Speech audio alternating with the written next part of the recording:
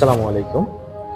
ইসরায়েলের সমালোচনা, জাতিসংঘের বিশেষ দূতের উপর মার্কিন নিষেধাজ্ঞা।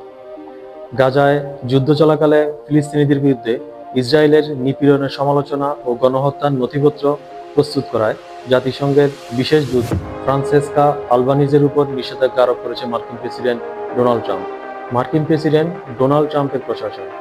অ্যারাউন্ড দ্য নিউজে আপনাদের স্বাগতম। সাথে আছি আমি মোহাম্মদ নোমান।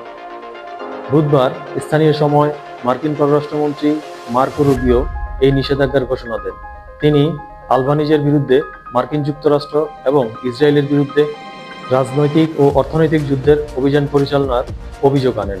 আল জাজিরার খবরে বলা হয়, আলবানিজ জাতিসংঘের অধীনস্থ অধিকৃত ফিলিস্তিনি ভূখণ্ড সংক্রান্ত বিশেষ দূত হিসেবে দায়িত্ব পালন করেছে এবং ইসরায়েলের মানবাধিকার লঙ্ঘনের অবসান ঘটাতে বৈশ্বিকভাবে অন্যতম সোচ্চার কণ্ঠস্বর হিসেবে পরিচিত। ইসরায়েল ও এর সমর্থকরা দীর্ঘদিন ধরেই আলবানিজের সমালোচনা করে আসছে এবং তাকে তার জাতিসংঘের পদ থেকে সরানোর দাবি জানিয়ে আসছে। আল জাজিরার পক্ষ থেকে যোগাযোগ করা হলে আলবানিজ যুক্তরাষ্ট্রের এই নিষেধাজ্ঞাকে তাচ্ছিল্য করেই প্রত্যুত্তর দেন। তিনি বলেন, তিনি তার কাজ চালিয়ে যেতে মনোযোগী। একটি টেক্সট বার্তায় তিনি লিখেন, মাফিয়া স্টাইলের ভয়ভীতি প্রদর্শনের কৌশলের বিষয়ে কোনো মন্তব্য নেই।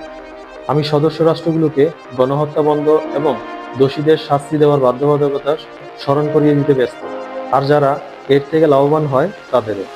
এর আগে বুধবার আলবানিজ ইউরোপীয় দেশগুলোর সমালোচনা করে বলেন, তারা গাজায় যুদ্ধাপরাধের অভিযোগে আন্তর্জাতিক অপরাধ আদালতে আইসিসি অভিযুক্ত ইসরায়েলের প্রধানমন্ত্রী বেনিয়ামিন নেতানিয়াহুকে নিজেদের আকাশসীমা ব্যবহার করতে। এই ঘটনা শুধু একজন দূতের উপর নিষেধাজ্ঞার কথা নয়, এটা বিশ্ব রাজনীতির একটি নগ্ন সত্য উন্মোচন। সত্য বলা যদি অপরাধ হয়, তবে অন্যায় থামাবে কে? কমেন্টে আপনার মতামত জানান।